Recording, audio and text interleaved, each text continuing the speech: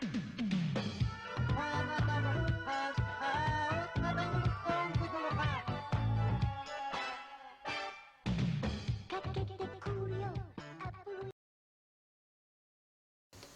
guys, welcome back to my channel. This is my fan requested review for Pokemon the first movie.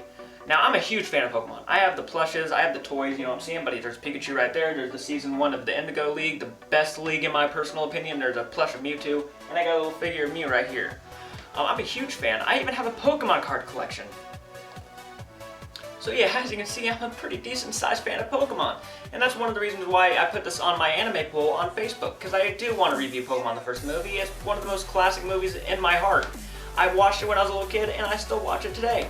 It's a really fun movie, but it is for fans, and it's only for fans, and that's really me getting on that in the personally nicest way I could possibly say it. This is not for the every-going movie watcher. This is for Pokemon fans. And that's why I personally love Pokemon the first movie. And I say I love it, but only because I watched it when I was a kid and it's still in my heart. Is it a great movie by all means? No, there's problems with it. But as I said, for the fans, it worked. It worked all very well. In this movie, you start out with scientists, a group of scientists walking around the woods, looking for DNA of the Pokemon, the legendary Pokemon, Mew. And they're looking for the DNA so they can create their own Pokemon. That's interesting. I like it. And in this movie, when Mewtwo is created, and that is the name of the genetically made Pokemon, Mewtwo, and it is a clone of Mew, but as you know, it takes a little different tone. It's a different form, you know what I mean?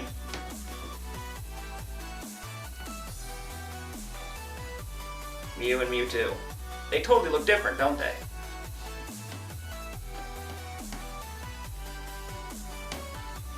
Well, in this movie, Mewtwo, he's lost. He's a lost character, and the reason why he's lost is because he thinks that his destiny should be more than being used for a tool for these scientists. He doesn't want to be a science experiment. He wants to be a real Pokemon. He wants to know that he is real and that everybody will accept him as a real Pokemon. He wants that feeling.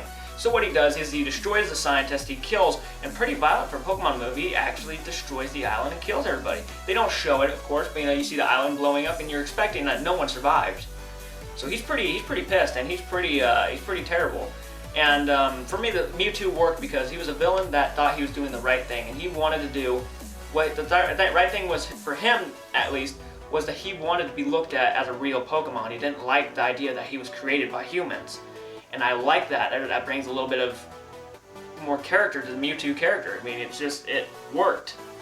And in this movie, you start out with Ash playing a Pokemon battle. Well, as I said, first off, what happens is the scientists get destroyed by Mewtwo, and that's where the movie starts. Ash is battling, he's doing whatever he's wanting to do. He's playing, he's having fun with his Pokemon. He's doing what Ash does. He's cocky, he wants to be the best Pokemon master in the world. Everybody knows that. And then he gets a letter from a Dragonite that flies out of the sky and lands, almost crashes, and lands, I think he might have crashed actually. No, he knocked over the table. It's been a while since I've seen it, but I do know what happens. And, he gets this letter, and a hologram shows up, and he's invited to battle the world's strongest Pokemon master. So what does he do? He hops up, he goes onto the island with a whole bunch of other Pokemon masters, and I like how Mewtwo tests them. He makes a storm, because his island is in the middle of the ocean. So he makes a storm for these Pokemon masters to try to get through, to prove how worthy they are and how good of trainers they are. He wants to test their limits. So in this, he clones all the Pokemon that the trainers bring. He captures them and clones them to make his own army. And then he battles them off against the real things, kind of so that he can prove the clones are just as good as the real thing. And the clones kick the shit out of the real things at first. I mean, they're incredibly strong.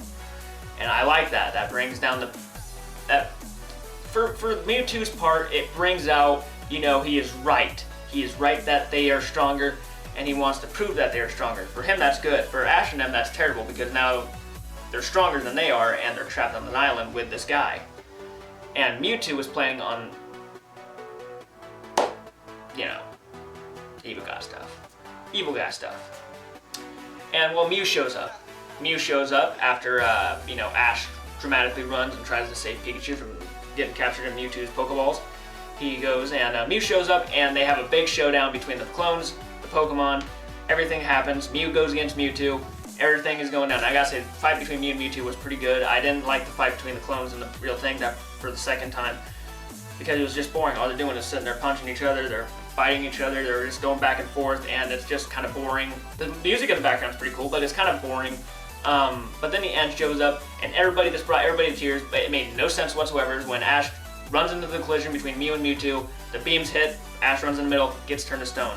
Pikachu cries, everybody cries, and the tears bring Ash back to life.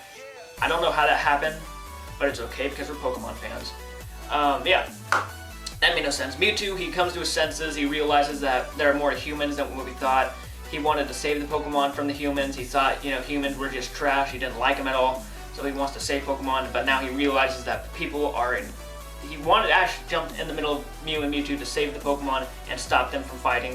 So when he saw that, it kind of redeemed him. It redeemed humans for him, and so he left with Mew, and all the clones got taken. They all left to go somewhere in peace, and Mewtwo dropped all his ways, and that's the ending of Pokemon the first movie. And I gotta say, Pokemon the first movie for me was one of those movies that I know it was for fans. I know it had its problems, but overall, for a fan like me, I still liked it a lot. It was still a fun movie. I loved the movie, actually, deep down in my heart. It's still gonna stay with me. So Pokemon the first movie gets a B.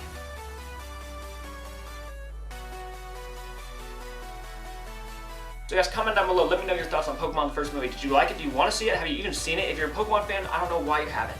I do like one more Pokemon movie above this one because this is the second Pokemon movie I've seen altogether, but there's another one that I like even more.